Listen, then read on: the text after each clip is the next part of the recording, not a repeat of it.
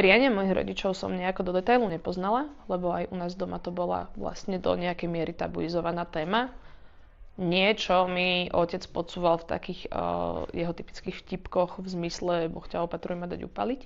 Ale, čiže mala som hrubú predstavu, čo asi, ale nevedela som žiadne konkrétne detaily, nerozprávali sme sa o tom doma, to tiež posiela tú správu o tom, že je to tabuizovaná téma do obrovskej miery u nás. A u maminy som nepoznala detaily žiadne.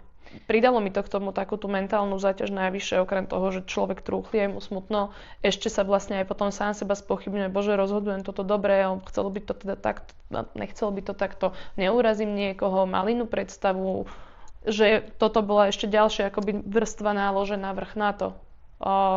Rozhodovať veci, ktoré som si nebola istá, ako by chceli tí zosnulí.